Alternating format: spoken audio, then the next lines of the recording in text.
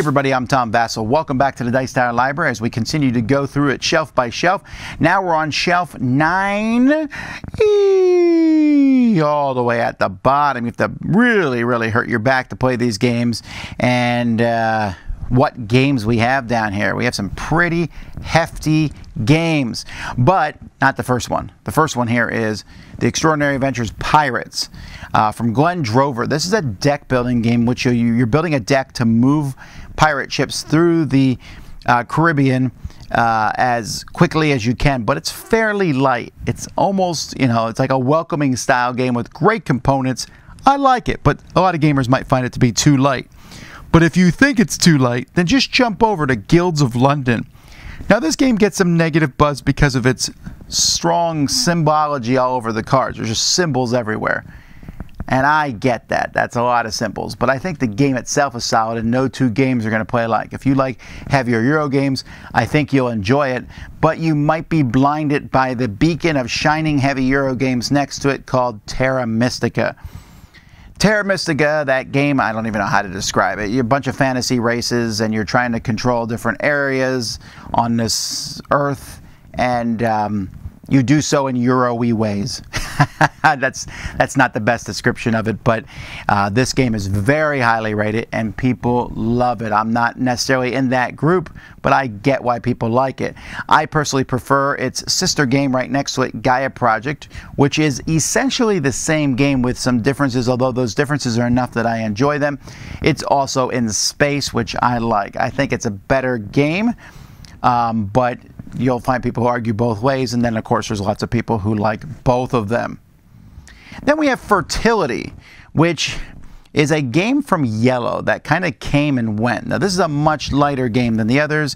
It's your typical get resources and do things with them, but I thought it was worth keeping. Now I don't know how long we'll keep it because, again, it's got almost no buzz. I don't know if anyone's going to pull this from the library, but if you do, you'll find yourself with an enjoyable lighter game.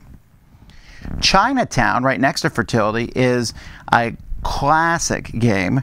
This one has paled for me slightly, but I get why a lot of people like it. Chinatown is a game in which you control different blocks in Chinatown, and you are going to build different businesses. And in this game, you can trade with the other people. You can trade owning a block, you can trade businesses, you can trade money. There's all sorts of things, but the trading is incredibly critical. You make one mistake, and you'll lose the game.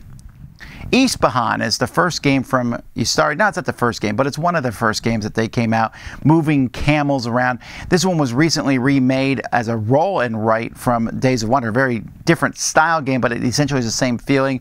I don't like Yspahan, but I know a lot of people do. If you like camels, check it out. Scoville is a hot sauce making game in which you are collecting hot sauces, and I noticed that on this shelf there's been a lot of tasty minstrel games. I wonder if I should put them all next to each other so all those logos just kind of spin. There's 1, 2, 3, 4, 5, 6, 7, 8 tasty minstrel games in this shelf. It makes me sad, but Scoville is an excellent game. I tend to gravitate towards the theme. I like hot sauces, but it's still worth playing. You're just collecting these different colors and putting them together. Very thinky game. Then Terramara, I think that's pronounced right. This is a great worker placement game that did not get a lot of buzz from Quinted Games.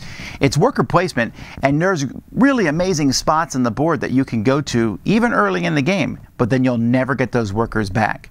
So you have to really kind of debate when's the best time to jump ahead and grab these great spaces. But each row only comes back after a different round. So you can take the dinko spaces that you'll get back every turn, or you can jump ahead and take the better spaces. Then we have Monster Baby Rescue. Now you will say, wait, is this the kids section? It is not the kids section, but I get why you think that.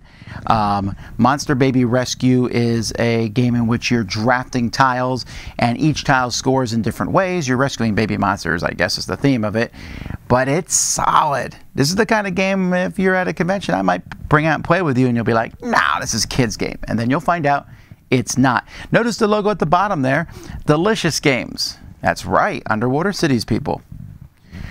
Next to this, we have some kids' table board games, 3 of them in a row. The first one is my favorite of the 3, and that is Wreck Raiders, in which you throw dice into a box. Depending on the side and where they land, you're going to take different actions as you go down into wrecks, grab treasures, and get fish for your aquarium.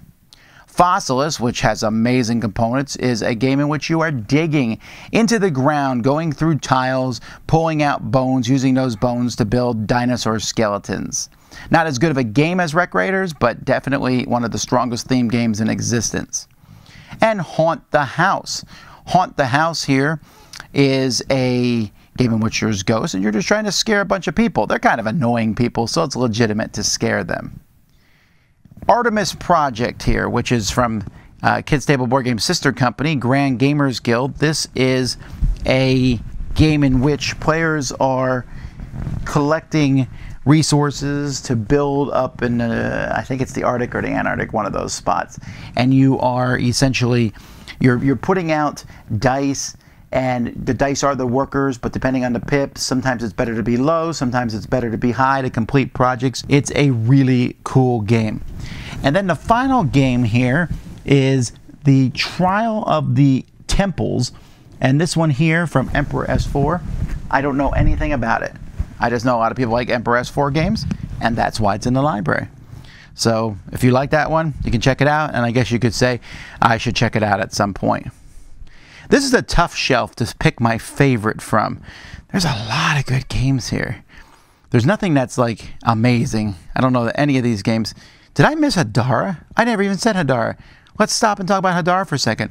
Hadara is a game in which you are drafting cards and building a civilization, but it is not really, I mean, it's pretty abstract, but the different colors combo with each other in fantastic and amazing ways. This is one of those games I missed on the first run through, but then when I did get around to playing it, I loved it. Also, this is my favorite game on this shelf, easily. As I was going through, I noticed that one. I love Hadara. What's your favorite? Let me know in the comments.